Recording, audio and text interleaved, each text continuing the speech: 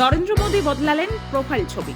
Operation সিঁদুরের বর্ষপূর্তিতে বাহিনীর সাহসিকতাকে কুর্নিশ প্রধানমন্ত্রীর। নরেন্দ্র মোদী অপারেশন সিঁদুরের 1 বছর পূর্তি উপলক্ষে নিজের এক্স প্রোফাইলের ডিসপ্লে ছবি বদলেছেন। নতুন ছবিতে কালো পটভূমির উপর অপারেশন সিঁদুর লেখা ও জাতীয় পতাকা দেখা যাচ্ছে। একই দিনে বিদেশমন্ত্রী এস জয়শঙ্কর এবং সেনা, নৌ ও বিমান বাহিনীর প্রধানেরাও তাদের ডিসপ্লে ছবি পরিবর্তন করেন। প্রধানমন্ত্রী বলেন, পেহেলগাঁওয়ে নিরীহ ভারতীয়দের ওপর হামলার যোগ্য জবাব দিয়েছে ভারতীয় বাহিনী এবং দেশ তাদের সাহসিকতাকে স্যালুট জানায়। তিনি আরও জানান, সন্ত্রাসবাদের বিরুদ্ধে ভারতের লড়াই অব্যাহত থাকবে।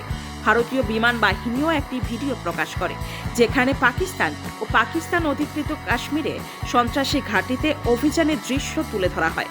2025 সালের 7 মে শুরু হওয়া এই অভিযানে শতাধিক জঙ্গি নিহত হয়েছিল বলে দাবি করা হয়।